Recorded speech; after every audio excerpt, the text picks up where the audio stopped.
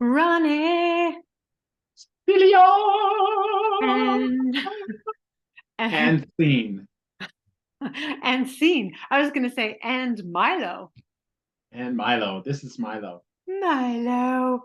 You might hear him Ooh. purring actually. He's purring like crazy. Okay, I want to talk about this movie that you recommended called The Signal.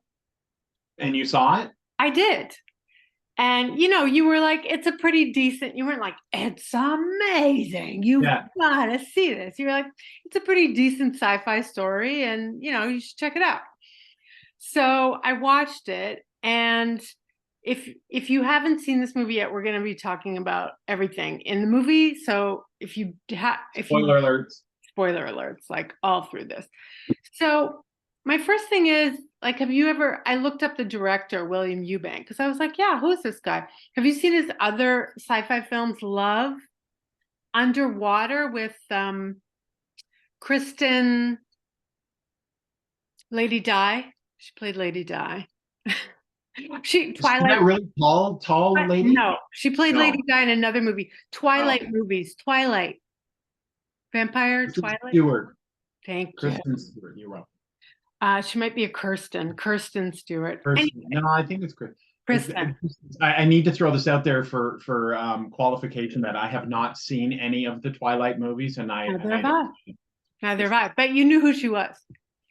Okay, so this kid, they go, they see this like they're having like a hacker thing. They try to find the hacker. They go to this cabin. Something happens. He ends up in this laboratory, and we don't know what's going on. He tries to escape from the laboratory. At the end, it turns out he's on a spaceship the whole time. giant, like super highly, like just like the most elaborate Yes, spaceship you've ever seen. yes, yes, yes. So, like, okay, there's some plot holes I Oh, found, huge plot like holes. huge plot holes. Because, and I wanted, like, that's too bad because it really was a great premise. And I thought it was well made, right? Like Yeah. it wasn't like where you're watching going, yeah, this is just another Sharknado crappy movie. I mean, like it was well put together. Like the Yeah. characters were good, and whoever's directing, I don't know this director, but the acting was really good. He brought a Yeah. lot of goodness out of the acting. Go ahead. Yeah. So William Eubank, so he was a co-writer and the director. I think why it didn't hold together though is because of those plot holes, and why it wasn't like fantastic was because okay, he's on you realize, oh, he's on a spaceship that whole time.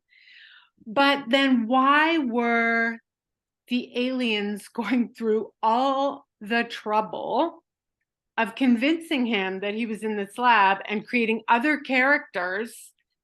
They were doing that to convince us as the viewer, right?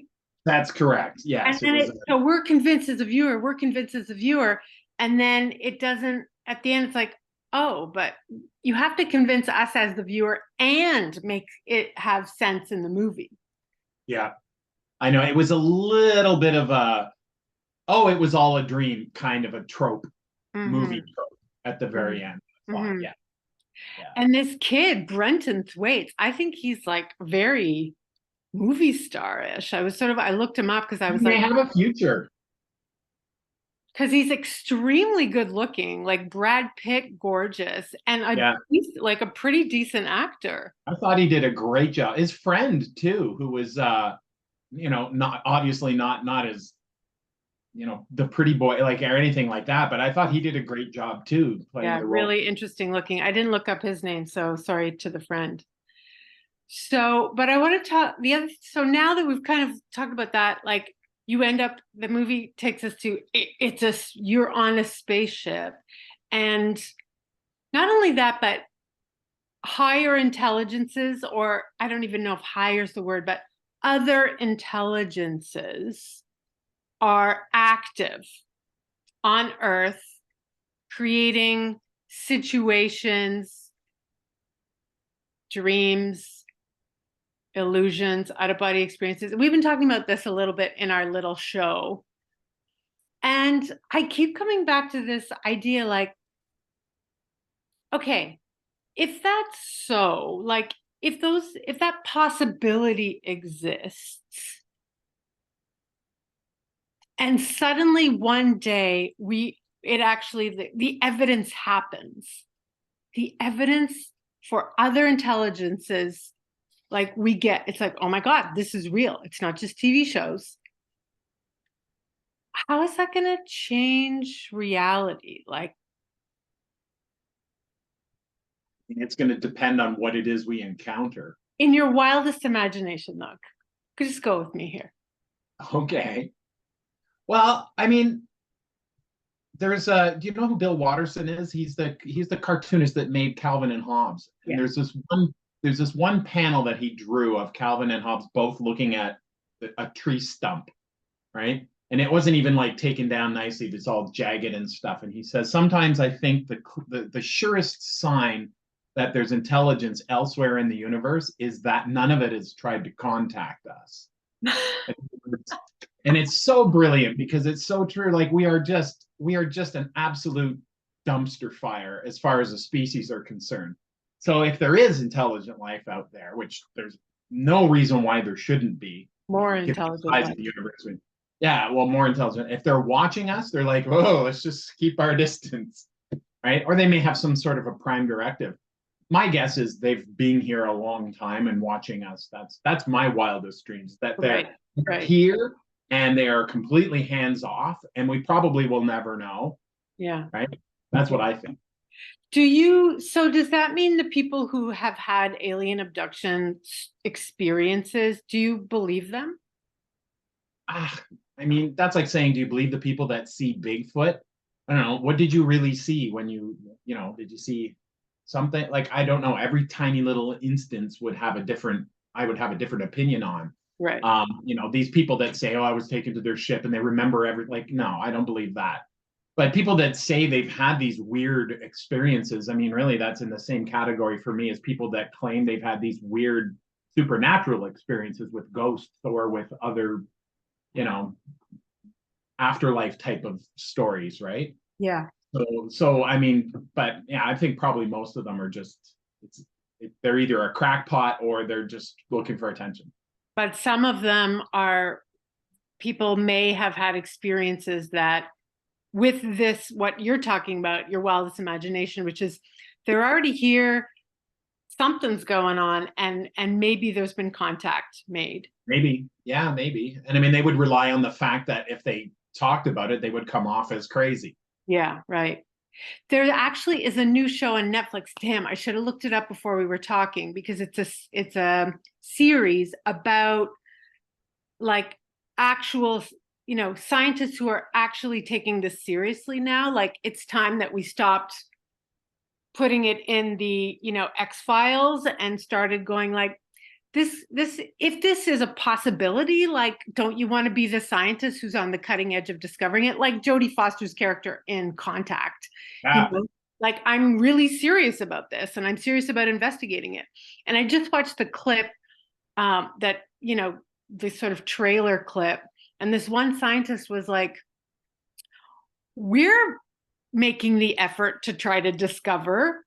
Don't you think other would be trying to make the effort to discover us? And suddenly it was like, oh yeah, it's not that wild to think that contact has already been made in some ways that we don't understand, or that it's like anonymous contact, because we're sending out the James Webb thing. We've got the Hubble. Well, and not only that, every single radio broadcast is ending up in space somewhere. When you're done here, Google the Fermi Paradox. The what? Fermi, he was a scientist, and I forget the actual details, but there's something to the effect of he lists the reasons why we haven't had any contact with anybody, and they're really, really logical reasons. Like, one being that time is so vast. There may have been other civilizations, but they happened a billion years ago, or going to happen a billion years from now. Right. Or just the simple fact that it takes hundreds of thousands of light years just to get to another planet or whatever. And that, there's just no way for beings with our intelligence or even slightly higher intelligence to make contact. I mean, Fermi, I believe. Fermi. Okay. So just before we go, I want to say my wildest imagination is that contact, that anonymous contact from these higher intelligences is like planting science fiction television and movie plots in our little human brains. And we're like writing the stories and making the movies and making the TV series, because where the hell is these ideas, where are these ideas coming from? And they're so possible, probable, out there, all of the above, that it's like, maybe they're telling us this so we can eventually figure it out. Maybe they're anonymously planting ideas in people's heads. Yeah, I love thinking about that. Yeah. That's Brilliant. that's the final word, Ronnie. Huh. Sounds good. Brilliant. Thanks. Brilliant. Thank you. Good chatting with you.